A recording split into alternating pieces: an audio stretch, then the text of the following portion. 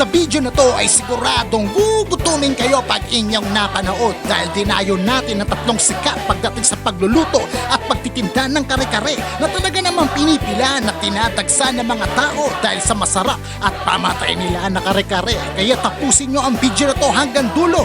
Mula Caloocan, Malabon hanggang Laguna ay pinuntahan natin ng mga binansagan ng mga hari at reyna pagdating sa kare-kare. Tara, tikman natin kung totoo nga usap-usapan. So tara na, let's go! Kaya Food Vlog. Kaya Food Vlog.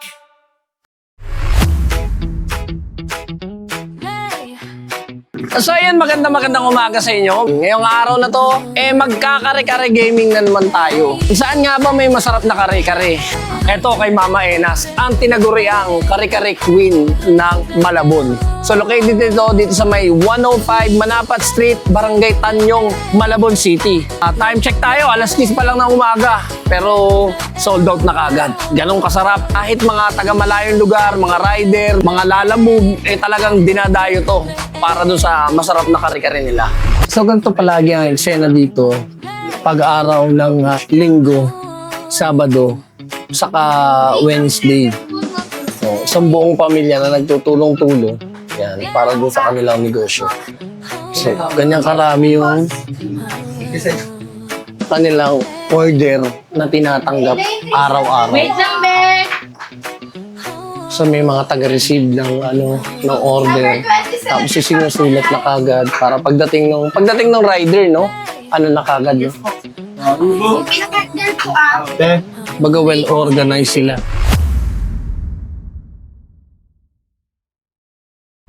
Ako po si Mama Ena, kare-kare daw ng Malabon.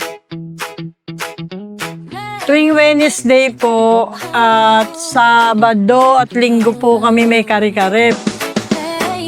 Pagka Martes, nagtotorcho ako, nag-mitsado, nagsisinigang po kami. Pagka Martes, 30 tayo po araw-araw. Kaya lang po sa tuwing Merkules, yon kare-kare day. May dinuguan, may bopis, may cordon bleu. Meron po kami yung paglinggo, kaldereta. Nag-o-open ng Mama Enas tuwing Wednesday, 7 a.m. po, hanggang maubos po yung tinda ko. Siguro, nakuha ko na lang sa dasal po yung aking pagluluto. Pagka po nagluluto si Mama Ene, sabihin ko lang po, sana'y maubos naman tong aking niluluto. Puro gano'n lang po sinasabi ko. Awa naman nun ng Diyos, hindi ako natitira ng paninda. Wala kasi akong dining, puro take out lang po. Pwede rin po kayong mag-order sa akin kung meron po okasyon sa inyo. Basta po 2 days before, mga food tray po tayo. Pwede po kayo may mga okasyon sa inyo. Birthday, anniversary, kung ano po, binyag. Lahat po na okasyon basta 2 days before bago po tayo kumuha ng order. Nakakatuwa naman ang mga comments sa akin. Sabi nila talagang panalo daw yung kare-kare namin. Kasi yung manilang naman talaga ang sekreto natin dyan. Dapat talaga yung mani natin talagang yung may masarap na mani kasi yung iba kasi pag yung ibang nagluluto ng kare-kare bumibili lang sila ng mani kung bawa yung mga nasa lata nasa mga kasi ang mani ni Mama Ena na pang kare-kare talagang binubusan namin, pinapagiling. Ngayon po ay nakakagamit kami ng 130 kilos na mani sa isang linggo na po yun. Pag Wednesday po, nakaka-4 po kaming malalaking kaldero. Tapos po, may mga dinuguan din po, isang kaldero, isang kawang bopis. Pagka po Sabado, nakaka-5 kaldero po kami. Tapos po, pagka Sunday, 4 na kalderong punong-puno po. Bago pa lang po nagtitinda, wag po kayo susuko. Ako, si Mama Ena po, nag-umpisa lang sa isang kalderong maliit.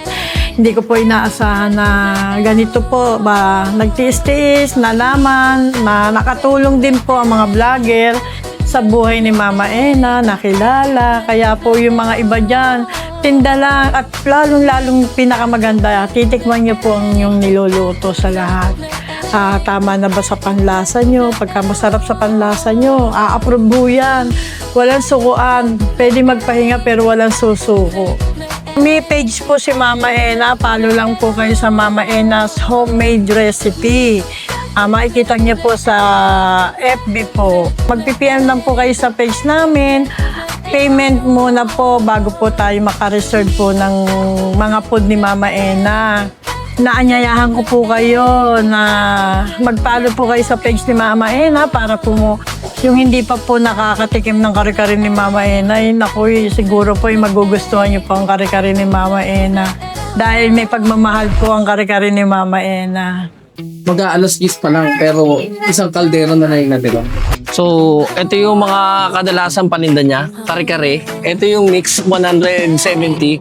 So, either balat, nguso, tuwalya, 170. Tapos meron sila ditong kaldereta. Tapos meron din sila dito na isa sa mga bestseller nila, dinuguan. Nga pala, pag pumunta kayo dito kay Mama Ena, wala ditong dining, puro take out lang. Pero since nga itong natitikman natin, pinagbigyan tayo na mag-dining. Kahit umulan, kita nyo naman yung tao. So malalaki yung tipak ng laman niya. Ang kagandahan dito, kahit wala siyang bagong, masarap na.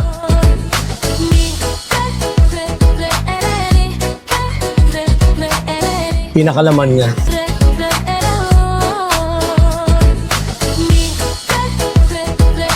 Ang lasa ng kare-kare niya, sobrang creamy, gawa ng peanut.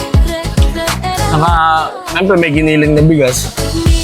Yun yung kasi yung ginagamit niya pampalapot. This time, lagyan naman natin ng bagong. So laman ng dinuguan nila, puro laman. Kaldereta, mukhang manghang eh. Sobrang cheese. Sobrang cheesy.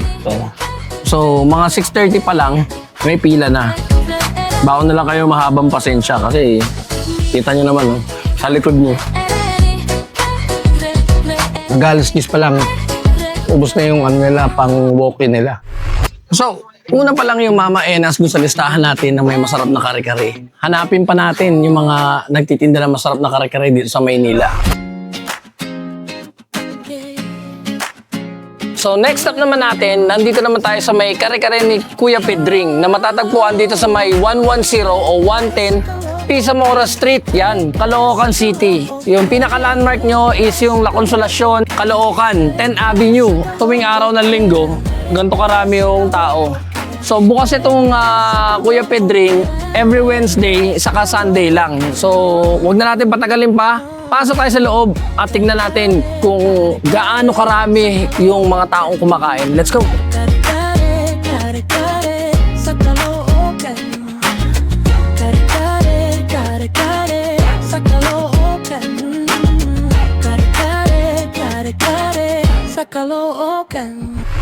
Ako nga pala si Pitlaya, anak ni Mang Pedring Kare-Kare.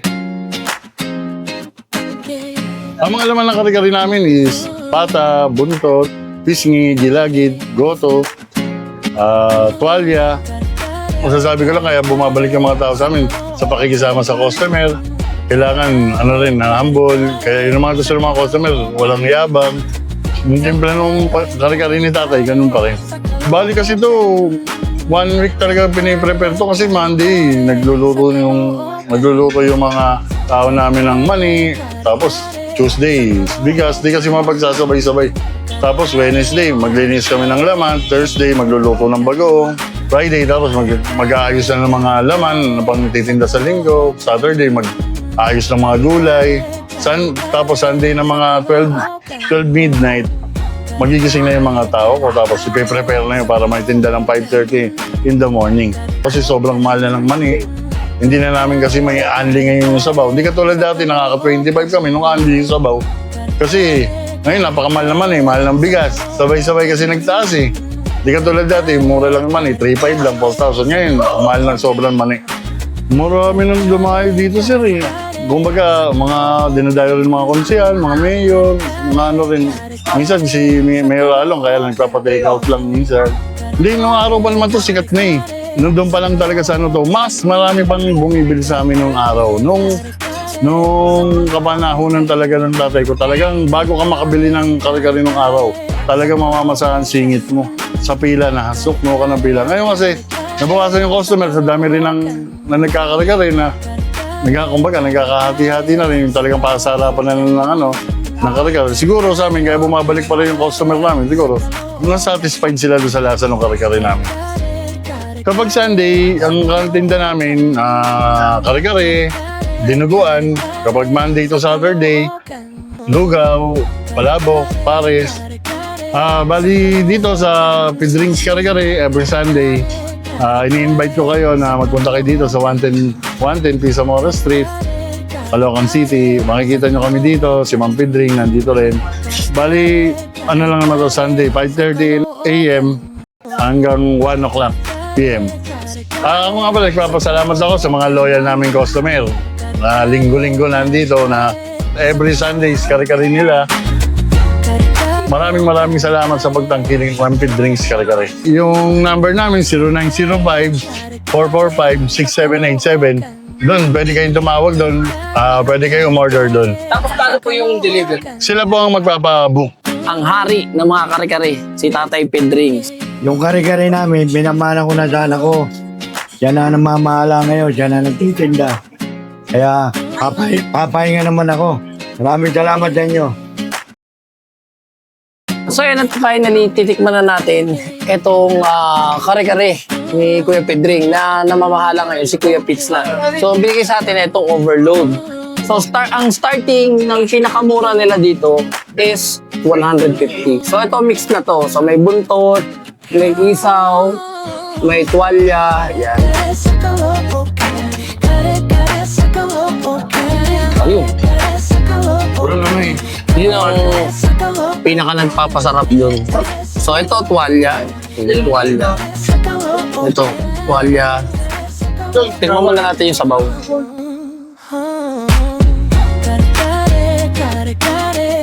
So yung sabaw niya, creamy, gawa din ng peanut butter. Tapos ang palapot na ginamit bigas. So tingnan naman natin. Lagyan natin ng bagong. Nga pala, itong kare-kare ni Tatay Pedring, bukas lang siya every Wednesday. Kaya lang, pag Wednesday, parang first come first serve lang. Kasi isang kaldero lang yung ginagawa nila. Pero pagdating ng linggo, 5:30 pa lang ng madaling araw, nagsiserve na sila ng kare-kare. So marami kayong pwedeng pagpilian na laman.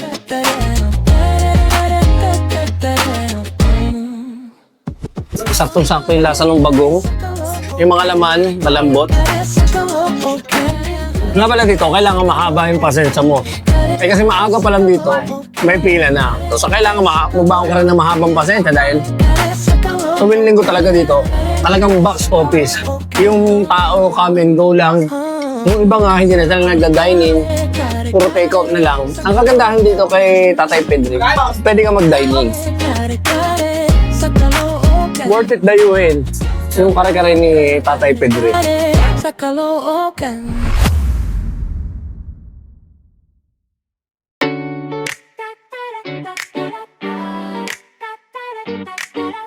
Good afternoon sa inyo. At ngayong araw na to, dumayo tayo dito sa isa sa mga pinakamasarap na kare-kare dito sa Binyan, Laguna. Ito yung kare-kare ni Balat na matatagpuan sa Mariano, Manabat Road, Binyan, Laguna. So pasok tayo sa loob. Tingnan natin yung mga nagsasarap ang mga pagkain nila dito. Pasok tayo sa loob.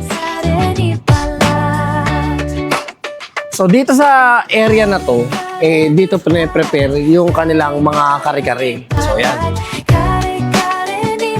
So yan, nakita nyo dito, ito yung mga belly, pork belly nila. Ay, okay, pork belly nila. Yan, at magtatabtab si Kuya. Ayan. Ito, magkano ang per order ng kare-kare mo, boss? 160. Marami dumadayo dito, no? Galing pa sa iba't ibang lugar. No? Bakit kaya? Ayun, masarap quality. So ito yung mga presyo ng kanilang kare-kare. Meron din silang dinuguan, merong crispy lechon dinuguan, kare-kare tuwalya, kare-kare lechon 129, kare-kare overload mix, yan, tuwalya lechon. Tapos meron din silang bago ata to, kare-kare lechon belly and tuwalya. Yan. Tapos meron din silang mga puto dito, saka mga ube, saka leche plan.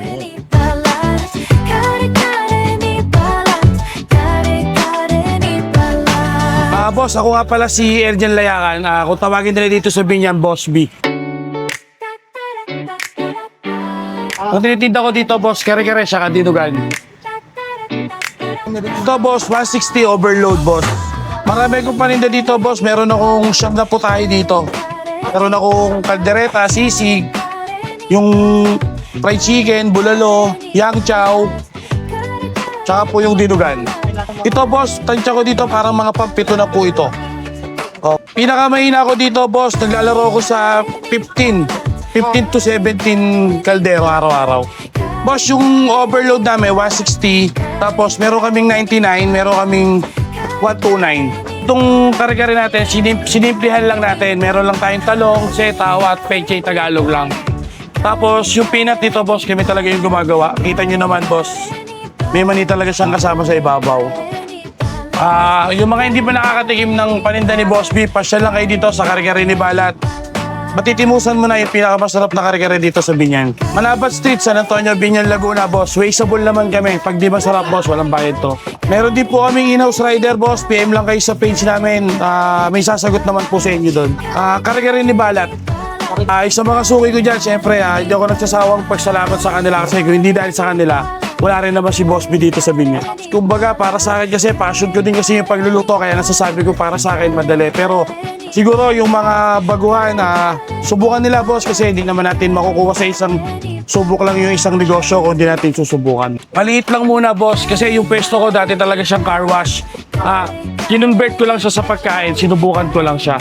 May papayo ko lang sa mga bagong negosyante, boss, subukan lang natin hanggat kaya naman natin, boss. Wala namang negosyo na pag binuksan mo ngayon, boss, kikita na siya kaagad. Siyempre, wag magsawang pagpasalamat sa Panginoon, boss. Kung hindi dahil sa kanila, wala rin naman tayo dito, boss. Boss, yung tindahan ni Boss B, nag-open kami ng 10 a.m. hanggang 11 p.m. ng gabi. Araw-araw yan, boss.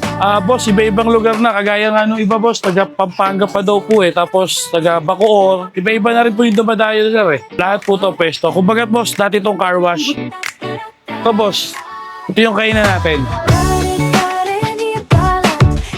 Hanggang dito yan, boss. Lahat yan. Ito, boss. Ito yung section ng sisig namin. Sisig dito, tapos dito naman yung ano namin, boss, yung beef caldereta namin. Tapos next, ito naman po yung aming murkon lalag kung tawagin. Kaya lang wala na, pangatlong salang na rin kasi to, boss.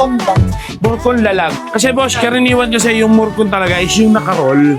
So kasi pag yung nakarol lang ginawa ko, medyo pricey siya, boss, kasi kumbaga si Boss B kasi pag nagtinda gusto niya yung fresh yung masa lang. Meron pa, boss, marami pa. Tara, ililibot kita. Ito naman, boss, yung aming lechon belly. Yan. Ang minimum order po niyan 200 pesos. Ang isang kilo po 750 pesos. Boss, yung kaldereta namin 150, tapos yung burko namin 150 din. Yung sisig namin 150 din. Good for sharing naman siya, boss. Ito naman po yung yang chow. Yung yang chow rice namin, ito po yun. May kasama po siyang lechong horno sa ibabaw. 100 pesos po. Ngayon, kung gusto mo naman po ng belly, 130 pesos. May kasama siyang belly sa ibabaw. Tapos, ito naman po yung section ng bulalo. Ito po, yan po yung bulalo namin. 150 po yan. Only rice with free soft drink. Ito naman po yung section namin ng manok. Ito naman po yung manok namin, boss. 195 pesos. Ito na siyang kalaki.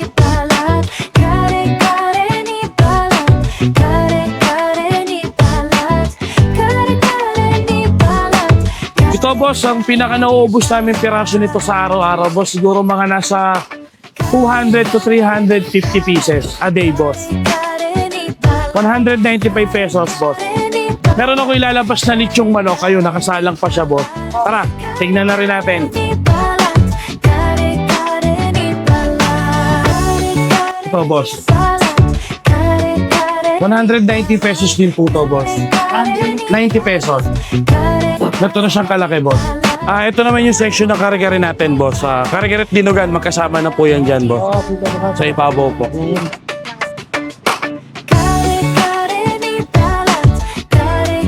Boss, lahat naman ng paninda ko, boss, bestseller. Pero pag nauna kasi talaga dito, boss, yung kare-kare tsaka yung dinugan. Ay, kare-kare talaga. Opo, kumbaga, naglagay lang po ako ng ibang variety na pagkain para syempre yung ibang dadayo gusto makatikim ng ibang putahe dito sa tindahan ni Boss B. Kaya nagdagdag pa ako ng iba. May kasama rin bagongin sa Luzon. May kasama yan, boss. Anli Bagoong din po yan. So finally, titikman na natin itong kare-kare ni Boss Balat. Nakita niyo naman yan, no? So ito yung kanilang lechon belly. Tikman muna natin. Ayan, no? Panalo yung lechon. Ang sarap. Tikman natin sa sauce. Yung sauce niya, mapinat. No? Yan. Napaka-peanut ng sauce. Tapos nilagyan natin ng gulay.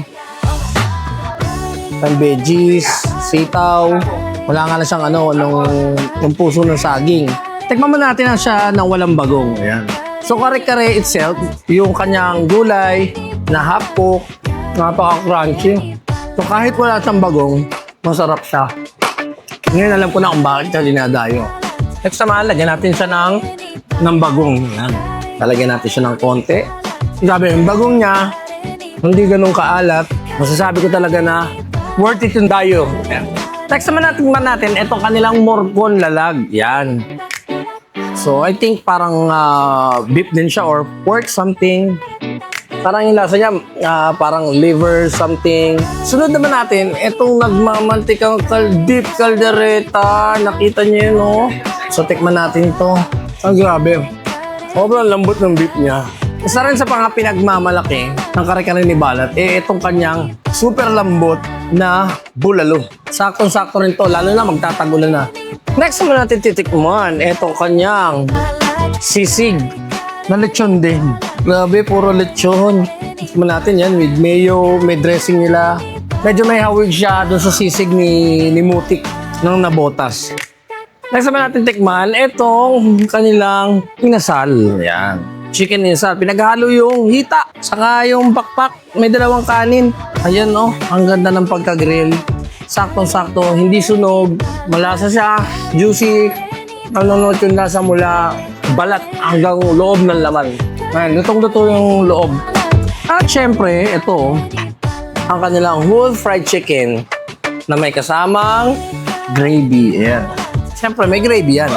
So, kung nagkikrave ka nga pala ng lechon baka, meron din dito. So, etong isang order na to with chow pan rice, 195 pesos. Ayan, tikman muna natin na walang gravy. Mr. Baka, na napakarami ng branch. Ito, tikman natin yung gravy niyan. Ito daw ang nagpapasarap dyan. Makapal yung bawat hibla ng laman. Ayan. Kaya naman talagang panalo. Mr. Baka, dito sa Binyan, Laguna. Dito sa may pwesto ni kare-kare ni Balat. Maraming salamat sa inyo sa walang hanggang suporta nyo. So, palagi nyo tatandaan, palagi kayo mag-iingat dahil love kayo ng Daddy Ray nyo. Para sa inyo to.